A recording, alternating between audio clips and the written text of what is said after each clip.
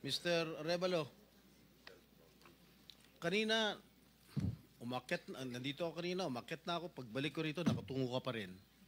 Sino ba talaga kausap mo dyan? Buksan mo yung mic.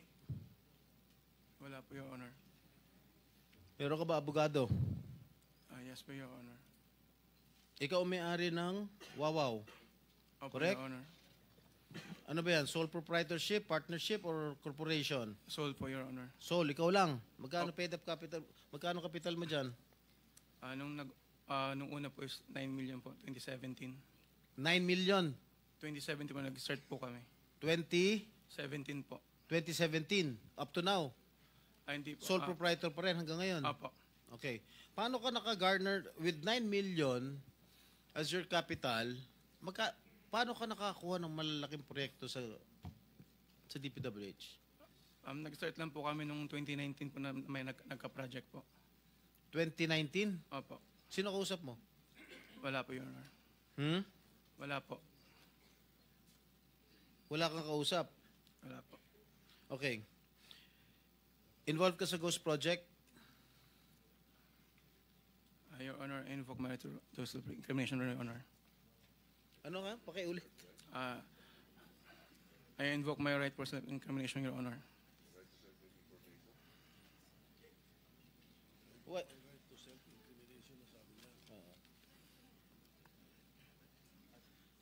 Senator Jinggoy. Malinaw ba Mr. Chair.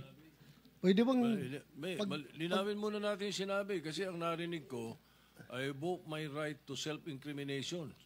Against self-incrimination, Your Honor. Against eh. Plus, Mr. Chair, dapat tumingin ka rin sa nagtatanong mo, Mr. Wow. Ayaw ba tumingin sa amin? Huwag kang kausap mo. Yuko ka na, Lamesa yung kausap mo eh. Senador yung nagtatanong sa'yo. Harapin mo rin. Thank you, thank you. Anong pangalan mo? Arevalo. Mr. Arevalo, meron kang abogado? Yes po, Your Honor. Is he here? He can give you legal advice. Yes po. Yeah. Nandiyan ba abogado mo? Nasaan ang abogado mo, Mr. Arevalo?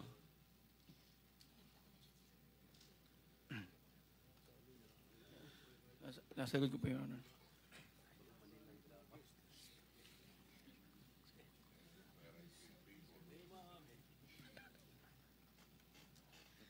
Hindi po.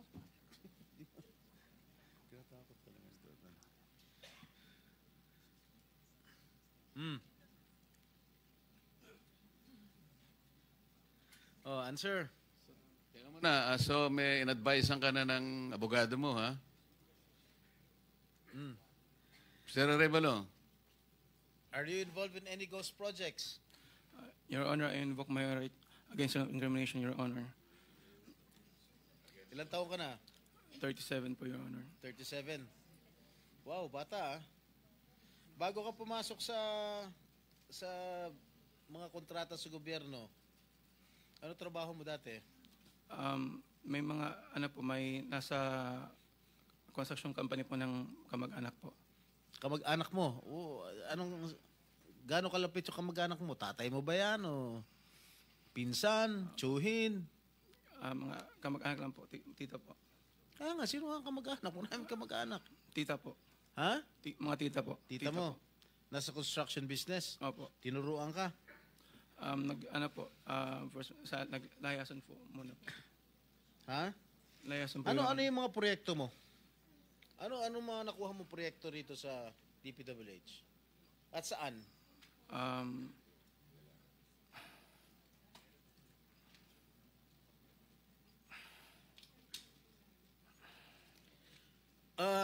Mr. Arevalo, alam mo, malamig na malamig ulo ko ngayon ha. Pero pag ikaw, tumingin ka ng tingin na sa cellphone mo, hindi ko alam kung ano binabasa mo dyan, humarap ka sa amin. Opo. Yes po, Your Honor. Ikaw may-ari nito, di ba? Yes po, O Your di Honor. dapat alam mo. Ano yung mga proyektong na-awardan sa inyo ng DPWH? At saan-saan? Ano po, Your Honor?